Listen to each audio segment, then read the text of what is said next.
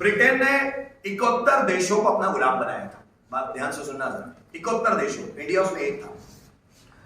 Japan भी Britain का गुलाम था, अमेरिका भी ब्रिटेन का गुलाम था, चाइना भी ब्रिटेन का गुलाम था, और ऐसे बहुत सारी कंट्रीज ब्रिटेन के गुलाम थे। ब्रिटेन ने 71 देशों को गुलाम बनाया था, जिसमें भारत भी एक था।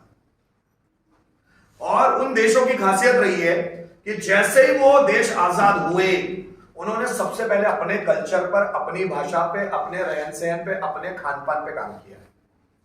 किसी दूसरी भाषा, किसी दूसरे कल्चर या किसी दूसरे देश की जैसी नकल नहीं मारी।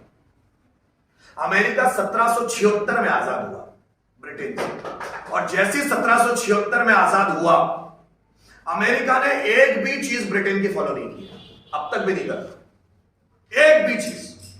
आपको पता है, 4 व्हीलर, किसी का घर है क्या 4 व्हीलर? हाथ ऊंचा करो, ऐसे ऐसे हाथ ऊंचा करो।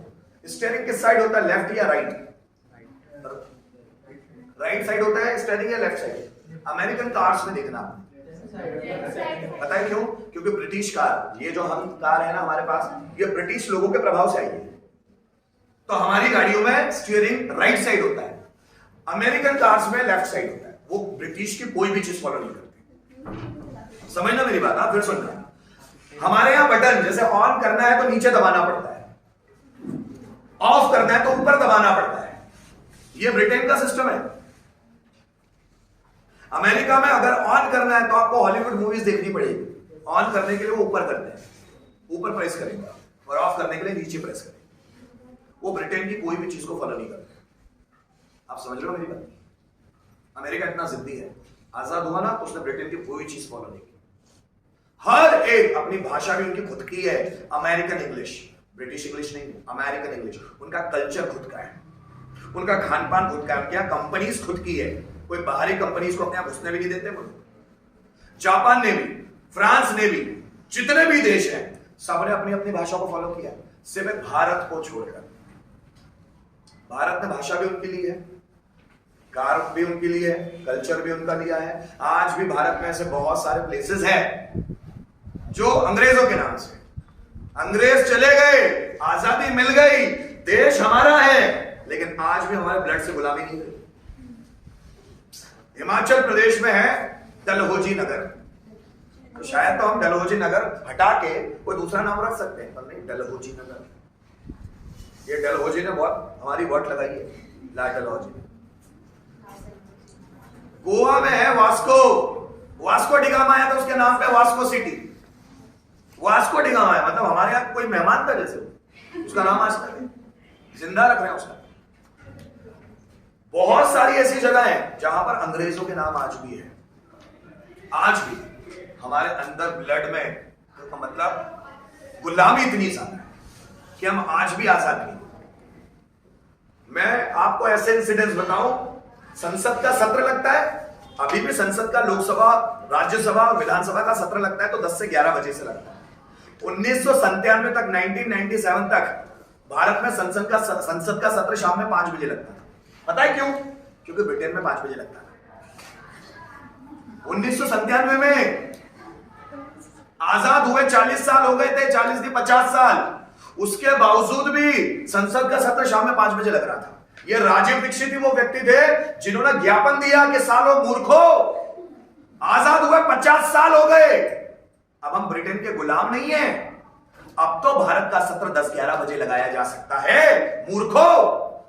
तब उनके ज्ञापन पे काम हुआ, बुद्धि जागी, तब संसद का सत्र 10-11 बजे से लगने लगा, और अब 10-11 बजे से लगता है। 1950 साल तक हमारे यहाँ के नेताओं का दिमाग ही बंद था। जन गण मन हमारा राष्ट्रगान है ही नहीं, फिर भी ये राष्ट्रगान बन गया। भगत सिंह ने कभी जनगण मन गाया नहीं, सुभाष चंद्र बोस ने कभी गाया नहीं। आज भी जनगण मन को लेकर बहुत विद्रोह है। ये 1911 में जॉर्ज पंचम नाम का व्यक्ति भारत में आया था, ब्रिटिश गवर्नर जनरल, उसकी चापलूसी में ये गाया गया सॉन्ग है। आप गूगल पे सर्च करके देखो, अगर मेरी बात छुट्टी लगे तो गूगल पे। जॉर्ज पंचम आया था 1911 में, और जब ये रविंद्रनाथ टैगोर, चूंकि इनके बड़े भाई थे अवनींद्रनाथ टैगोर, और इनके जीजाजी थे सुरेंद्रनाथ बनर्जी। ये तीनों साले ना अंग्रेजों के दल्ले थे, तीनों की थी, उनके बड़े भाई भी, उनके जीजाजी। गांधी जी ने रविंद्रनाथ टैगोर को बहुत फटकार लगाई, इतनी चापलूसी मत कर रविंद्र, पछताएगा। और आज रविंद्रनाथ को बड़ी वैल्यू मिलती है। जिस दिन उनकी जयंती रहती, बड़े भाषण होते हैं। वो व्यक्ति जो अंग्रेजों का तलवे चाटुकार था, जिसने अंग्रेजों के लिए गाना बनाया, और हम खड़े होकर गाते हैं, सबको खड़े होकर गाना पड़ेगा। और इस सॉन्ग का, इस जो राष्ट्र गाने, इसका मतलब समझ के देखिए, आपको शर्म आने लगेगी, खुद पर शर्म है कि हम क्या करते, कितने बेलबुद्धि हैं हम लोग। आज भी वो कोई प्रश्न ही नहीं उठाता, बोले सर आपको ही पता है, दूसरों को नहीं पता है। कोई भी नहीं करता, अरे पॉलिटिक्स इतनी खराब, कोई भी नहीं करता।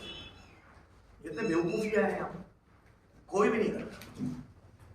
मैं अगर आपको प्राइवेटाइजेशन, लिबरलाइजेशन, ग्लोबलाइजेशन 1991 का बताऊं ना, आपको शर्म आएगी यहाँ के नेताओं की इज्जत नहीं करोगे। अगर मैंने मेरे मुंह से नेताओं के खिलाफ बोला, मैं बोलूंगा नहीं, वीडियो बन जाता है। नहीं तो मैं बोलना शुरू करूंगा तो बहुत डेंजर होगा। ना बीजेपी को रहने दूंगा, ना कांग्रेस को रहने दूंगा। पर मैं सोचता हूँ कि नहीं भैया, मेरे को क्या करना है, उनसे मारना है। कोई भी नहीं, कोई आपका यहाँ विकास करने नहीं बैठा है, सब आपको बर्बाद करने के लिए बैठे हैं। मैं तो भारत सोने की चिड़िया नहीं भाई, अब तक सोने का शुतुरमुर्ग बन जाता, लेकिन यहीं पे लोगों ने बर्बाद किया उसको।